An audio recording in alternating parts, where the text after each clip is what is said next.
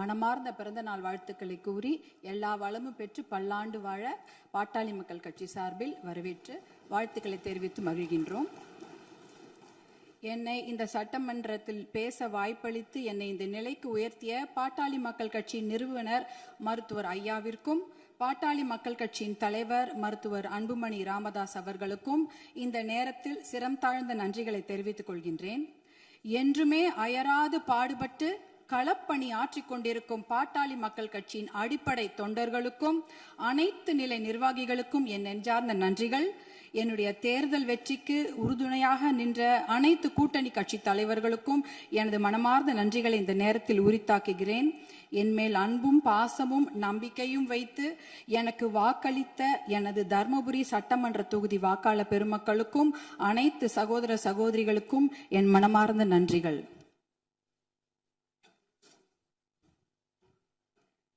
மாண்புமிகு பேரவைத் தலைவர் அவர்களே, ஒரு அறையை எதை கொண்டு வேண்டுமானாலும் நிரப்பலாம். ஒரு அறையில ஒரு பருத்தி மூட்டையை கொண்டு அடுக்கினாலும் அது நிரம்பிவிடும். இல்ல அதே அறையில ஒரு என்ன சொல்றது, ஒரு வைக்கோல் போரை வைத்தாலும் அது நிரம்பிவிடும். ஆனால் அந்த ஒரு அறையில ஒரு மெழுகுவத்தி ஏத்தி வச்சா, ஒரு விளக்கு ஏத்தி வச்சா அந்த விளக்குடைய ஒளி அந்த அறையே நிரப்பிவிடும்.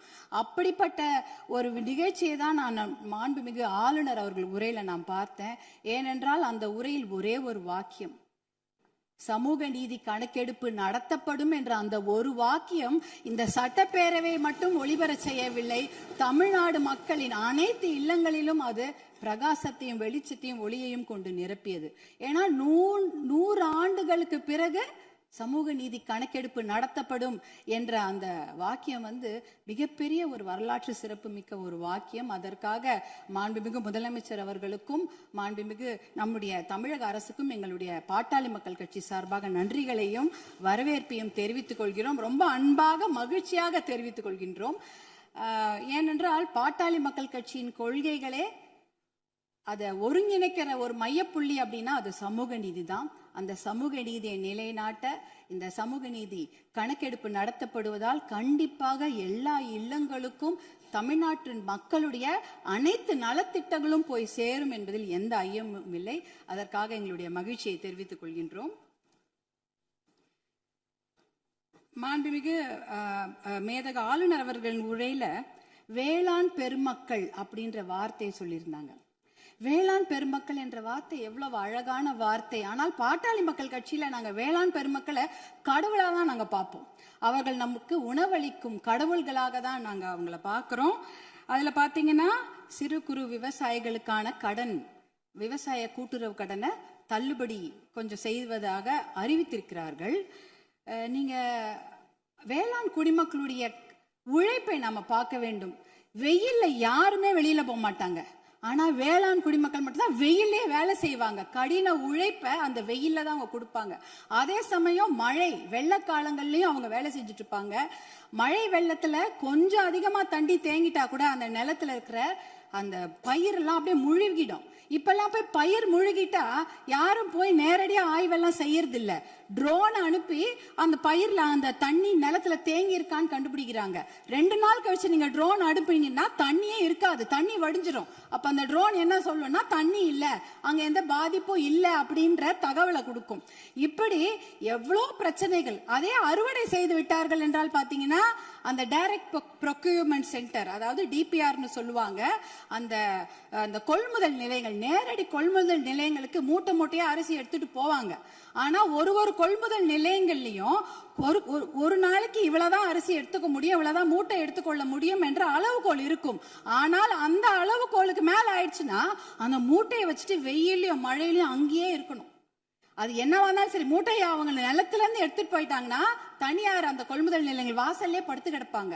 மழை பெஞ்சிச்சுன்னா அந்த மூட்டையெல்லாம் உள்ளே முளைச்சிடும், கெட்டு போயிடும். இப்படி எத்தனையோ சிரமங்களை மீறி தான் அவங்க நம்மளுடைய உணவு மேசைக்கு சாப்பாடை கொண்டு வராங்க. அதற்காக அவங்க வாங்குற கடன் பாத்தீங்கன்னா தனியார் வங்கிகள்ல வாங்குவாங்க, தேசிய வங்கிகளை வாங்குவாங்க, கூட்டுறவு கடன் வாங்குவாங்க, யாருக்கிட்ட வேணாலும் கடன் வாங்கி அந்த விவசாயத்தை செய்வாங்க. அப்படி இருக்கும்பொழுது அந்த வங்கி கடன்களை நாம தள்ளுபடி செய்ய வேண்டும். மகாராஷ்டிரால பாத்தீங்கன்னா எல்லா வங்கி கடன்களையும் தள்ளுபடி செய்திருக்கிறாங்க. நம்ம தமிழ்நாட்டுல நம்ம கூட்டுறவு கடன், அந்த கடனை வாங்கின கடனை முழுமையாக தள்ளுபடி செய்ய வேண்டும் என்பதுதான் எங்களுடைய வேண்டுகோள். அப்படி ஏன் தெரியுங்களா, தமிழ்நாட்டுடைய ஒரு 3 பேர்ல 2 பேர் விவசாயத்தை சார்ந்த தொழில் செய்யறாங்க தமிழ்நாட்டில். அப்படி இருக்கும்பொழுது வருஷத்துக்கு நீங்க 10,000 கோடி கடன் வாங்கினவங்க கூட சந்தோஷமா வெளிநாட்டுல வாழ்ந்துடுறாங்க கடனை கட்டாம. ஆனா 10,000 ரூபாய் கடன் வாங்கிட்டு அந்த கடனை யாரா வீட்டு வாசல்ல வந்து கேட்டாங்கன்னா அவமானம் தாங்காம தற்கொலை பண்ணிக்கிறாங்க. 2021, 22, 23 கிட்டத்தட்ட 1968 விவசாயிகள் தமிழ்நாட்டில் தற்கொலை பண்ணியிருக்கிறாங்க. அப்படின்னா ஒரு நாளைக்கு 2 விவசாயிங்க தற்கொலை பண்ணிருக்கிறாங்கன்றத இந்த புள்ளி விவரம் சொல்லுது. அவங்களெல்லாம் நம்ம காப்பாத்தி ஆகணும். இப்ப சூப்பர் எல்னினோ வரப்போகுது. அந்த சூப்பர் எல்னினோனா கடுமையான வறட்சி, அதுக்கு நம்ம தயாரா இருக்கணும். இன்னும் எவ்வளவு கடன் வாங்குவாங்களோ அவங்க தெரியாது. நம்ம விவசாயிங்க எங்க இருக்காங்க தெரியுங்களா, 100 அடி ஆழத்தை பள்ளத்துல இருக்கிறாங்க. 100 அடி ஆழ பள்ளம் கடன் சுமையில. ஆனா நீங்க நம்மளுடைய தமிழக அரசாங்கம் இன்னைக்கு அவங்க 50 அடி ஆழ கயிறு தான் கொடுத்திருக்கீங்க. எப்படி வெளியில வருவாங்க? 50 அடி கயிறு அவன் 100 அடி ஆளும் பள்ளத்து இருக்கிறாங்க. அந்த விவசாயிங்க எப்படி வெளில வருவாங்க? முழுமையாக கடனை தள்ளுபடி செய்தா தானே அவங்க அந்த கடன் பிரச்சனை வெளியில வந்து அவங்க அடுத்த வேலையை பார்க்க முடியும். அதனால நீங்க உங்களுடைய அதிகாரிகள், மாண்புமிகு பேரவைத் தலைவர்கள், உங்கள் வாயிலாக முதலமைச்சரை நாங்க கேட்டுக்கொள்வது தான். உங்களுடைய அதிகாரிகள் சொல்லுவாங்க, ஐயோ நிதி சுமை, கடன் சுமை, கூடுதல் செலவினம் அப்படிலாம் சொல்லுவாங்க. ஆனா அதையெல்லாம் ஒரு புறம் ஒதுக்கி வைத்து விட்டு அவர்களுக்கு முழு கடன் தள்ளுபடி செய்யணும். ஏற்கனவே 2,000 கோடியா 6,000 கோடியா உயர்த்திட்டீங்க. இன்னும் ஒரு 18,000 கோடியா அந்த கடன் தள்ளுபடி, கூட்டுறவு கடன்களை மட்டும் தள்ளுபடி செய்யுங்க. ஏன்னா ஏற்கனவே அவங்க 1 வருஷத்துக்கு தான் தள்ளுபடி செய்திருக்கிறீங்க. அதற்கு முன்னால ஒரு 2 வருஷம் கடன் அவங்க வாங்கி வச்சிருக்கிறாங்க.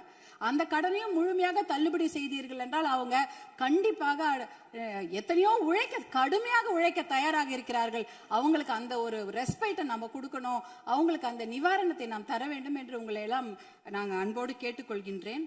அடுத்ததாக பார்த்தீங்கன்னா, தமிழ்நாட்டில் 2026ஆம் ஆண்டில் ஆட்சி மாற்றம் ஏற்படுவதற்கு காரணமாக இருந்தது பெண்கள் மற்றும் குழந்தைகளுக்கு எதிரான குற்றங்கள் கட்டுப்படுத்தப்படாமல் அதிகரித்ததுதான். ஆனால் ஆட்சி மாற்றம் ஏற்பட்ட பிறகும் அதே நிலை தொடர அனுமதிக்க கூடாது. பொறுத்தது போதும், நம்ம இனிமேல் பொங்கித்தான் எழ வேண்டும். ஏனென்றால் ஒரு பழமொழி சொல்வாங்க, அரசன் அன்று கொள்வான், தெய்வம் நின்று கொள்ளும் அப்படின்னு சொல்லுவாங்க. இன்னைக்கு நம்ம குழந்தைங்க மேல கைய வச்சவங்கள நம்ம சும்மா விடக்கூடாது. நம் பெண்கள் மேல் கை வைத்தவர்களை சும்மா விடவே கூடாது. இதுக்கு மேல நம்ம பொறுமையா இருக்கிறதுல அர்த்தமே கிடையாது. துபாய், அரபு நாடுகள், இல்ல சிங்கப்பூர் போன்ற நாடுகள்லாம் இப்படிப்பட்ட கொடுமையான குற்றங்களை செய்தவர்களுக்கு உடனடியாக சட்டப்படி மரண தண்டனை கொடுக்கிறார்கள். அந்த மரண பயத்தையும் உயிர் பயத்தையும் தப்பு செய்தவங்களுக்கு நம்ம கொடுக்கணும். அப்படி இருந்தாதான் இந்த பெண்கள் குழந்தைகளை காப்பாற்ற முடியும். வேற வழியே கிடையாது. ஏன்னா அவங்க நினைச்சிட்டு இருக்கிறாங்க, இன்னும் ஒரு 5 வருஷம் பொறுமையா கேஸ் ஆடிக்கிட்டே போலாம், பொறுமையா வெளில வந்துடலாம், இந்த கோர்ட் இல்லைன்னா அந்த கோர்ட், அந்த கோர்ட் இல்லைன்னா அதுக்கு மேல கோர்ட்னு போய் அவர்கள் வெளியில வந்து விடுவார்கள் என்ற தைரியத்துலதான் இவ்வளவு பெரிய தவறுகளை செய்கிறார்கள். அவர்களுக்கு அந்த உயிர் பயத்தை, குழந்தைகள் மேல் கை வைத்தவர்களுக்கும் பெண்கள் மேல் கை வைத்தவர்களும் அந்த உயிர் பயத்தை கொடுத்தாதான் இனிமேல் அந்த தவறை செய்ய மாட்டாங்க. அதுக்காக இனிமேல் நாம பொறுத்தது போதும், பொங்கி எழ வேண்டும் என்று மறுபடியும் நான் உங்களை வேண்டி விரும்பி கேட்டுக்கொள்கின்றேன். அப்புறம் தர்மபுரி மாவட்டத்திற்கு என்னுடைய கோரிக்கைகள், தர்மபுரி காவிரி உபரிநீர் திட்டத்தை உடனடியாக அறிவிக்க வேண்டும். தர்மபுரி மாவட்டம் மிகவும் பின்தங்கிய மாவட்டம், ரொம்ப வறட்சியான மாவட்டம். அங்க நாங்க நிலையங்களோ கட்டிடங்கள் எல்லாம் கேட்கல, குடிக்கிறதுக்கு தண்ணி கேட்கிறோம். ஒரு ஆளுக்கு ஒரு குடம் தண்ணி கூட கிடையாது. ஒரு ஆளுக்கு ஒரு குடம் தண்ணி கூட கிடையாது. தர்மபுரி மாவட்டத்தில் 2 பெரிய ஆறு ஓடுது. காவிரி ஆறு ஓடுகிறது, தென்பெண்ணை ஆறு ஓடுகிறது. ஆனா அதுல இருந்து தண்ணி அவங்களால குடிக்க முடியாது. ஏன்னா அந்த தண்ணி அவங்க வீட்டுக்கு வராது, பார்க்க தான் முடியும். நேரா பாப்பாங்க, ஆறு எதிர்க்க ஓடும், தண்ணி வீட்டுக்கு வராது.